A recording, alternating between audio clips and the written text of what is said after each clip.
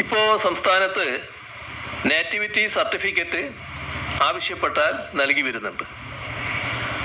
അതിനു പകരം ഫോട്ടോ പതിപ്പിച്ച സ്ഥിരം നേറ്റിവിറ്റി കാർഡ് നൽകുന്നതിനാണ് മന്ത്രിസഭാ യോഗം തത്വത്തിൽ അംഗീകരിച്ചിട്ടുള്ളത്. നേറ്റിവിറ്റി സർട്ടിഫിക്കറ്റിന് പകരമായി എക്കാലത്തും ഇത് ഉപയോഗിക്കാനാവും. അതോടൊപ്പം തന്നെ സംസ്ഥാന സർക്കാരുമായി ബന്ധപ്പെട്ട സേവനങ്ങൾക്കും മറ്റ് സാമൂഹ്യ ആവശ്യങ്ങൾക്കും ഉപയോഗപ്പെടുത്തക്ക വിധമുള്ള നിയമ പിൻബലത്തോടു കൂടിയ ആധികാരിക രേഖയായി ഈ കാർഡ് നൽകാനാണ് ഉദ്ദേശിക്കുന്നത്.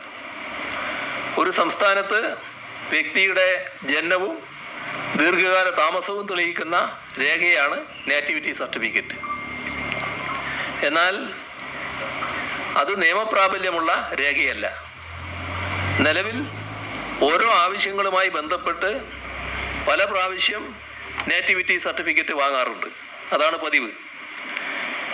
ഇത് ചില ഘട്ടങ്ങളിൽ പരാതിയായി സർക്കാരിന് മുന്നിൽ വരികയും ചെയ്തിട്ടുണ്ട്. ജനങ്ങളുടെ നിരന്തരമായ അഭ്യർത്ഥനയും ഇക്കാര്യത്തിൽ സർക്കാരിന് മുന്നിൽ വന്നിട്ടുണ്ട്. ഇത്തരമൊരു കാർഡ് വരുന്നതോടെ ഈ പ്രശ്നങ്ങൾക്ക് പരിഹാരമാകും. നേറ്റിവിറ്റി കാർഡിന് നിയമപ്രാബല്യം നൽകുന്നതിനുള്ള നിയമത്തിൻ്റെ കരട് നിയമവകുപ്പുമായി കൂടിയാലോചിച്ച് മന്ത്രിസഭയുടെ പരിഗണനയ്ക്ക് സമർപ്പിക്കുവാൻ റവന്യൂ വകുപ്പിനെ ചുമതലപ്പെടുത്തിയിരിക്കുകയാണ്. അപ്പോൾ ആധികാരിക രേഖ ഓരോരുത്തരുടെയും കയ്യിലുണ്ടാകുമെന്നതാണ് ഇതിൻ്റെ ഒരു പ്രത്യേകത.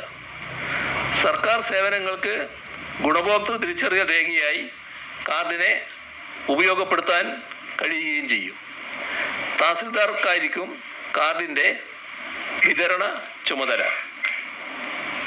ഇത്രയും കാര്യങ്ങളാണ് ഇന്ന് നിങ്ങളുമായി ആമുഖമായി പങ്കുവെക്കാനുള്ളത്.